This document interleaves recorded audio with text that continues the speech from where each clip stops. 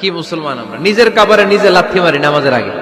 অজু করে কষ্ট করে যাকে খুশি করার জন্য আপনি সালাতে দাঁড়ালেন, উনি যদি বলে এই নামাজের দরকার নেই, তা কার জন্য নামাজ পড়লেন আপনি?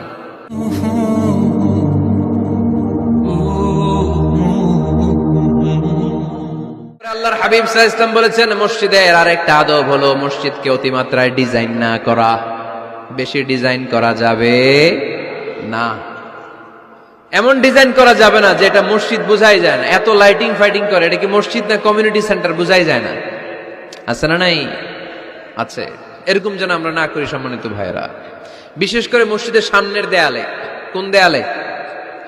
সামনের দেয়ালটা কেবলার দিকে যেই দেয়াল, এই দেয়ালটা হতে হবে ফ্রেশ, যাতে করে মানুষের দৃষ্টি আকর্ষণ না করে।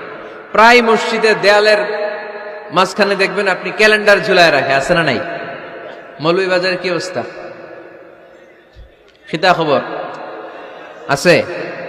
তো এই যে ক্যালেন্ডার ঝুলায় রাখে, ওইখানে দেখবেন বিভিন্ন মসজিদের ছবি, এতিমখানার ছবি, মানুষের ছবি।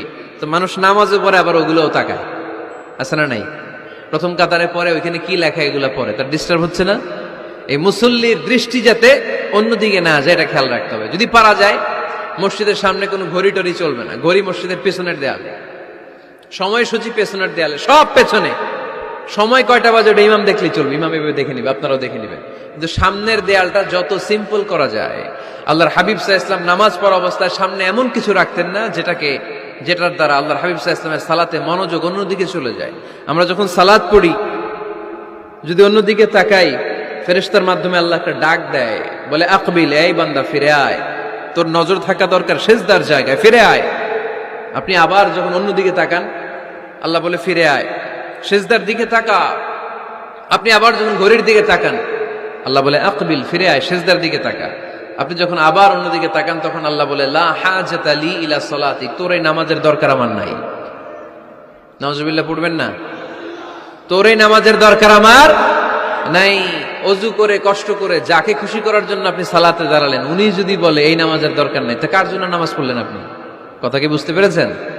এই জন্য এলাকার গণ্যমান্য ব্যক্তিবর্গ আছে, আমাদের চেয়ারম্যান সাহেব আছে, আরো অন্যান্য বিজনেস ম্যাগনেটরা আছে। আপনারা মসজিদ যখন নির্মাণ করবেন, সামনের দেয়ালটা যত সাদামাটা হতে পারে ততই ভালো। এমনকি জায়নামাজের মধ্যে এখন কাবা ঘরের ছবি আছে না নাই? আছে না? কি মুসলমান আমরা? নিজের কাবারে নিজে লাথি মারি নামাজের আগে। মনের অজান্তে নিজের কাবাকে নিজে লাথি মারছি। এরকম জায়নামাজ ব্যবহার করা নিষেধ। চিল্লায় বলেন ঠিক কিনা? সাদা ফ্রেশ জায়নামাজ বাজারজাত করেন, আপনাদের সিদ্ধান্তই ওনাদের ব্যবসা বয়কট হয়ে যাবে। আপনারা যদি এখন থেকে মসজিদের মিনারা আর কাবা ঘরের যে প্রতিকৃতি বা ছবি, এরকম ছবি সম্বলিত জায়নামাজ কিনা বন্ধ করে দেন, এদের মার্কেট থাকবে? কথা বলেন। কালকে থেকে আমরা জায়নামাজ কেনার সময় ফ্রেশ জায়নামাজ কিনবো।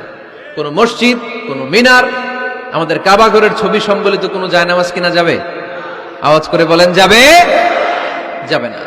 এগুলো হচ্ছে মসজিদের আদাব। এগুলো রক্ষা করে মসজিদে ঢোকার দরকার আছে না নাই? Be a part of our vision. Do listen and share the khair. Be with our official social media handle for latest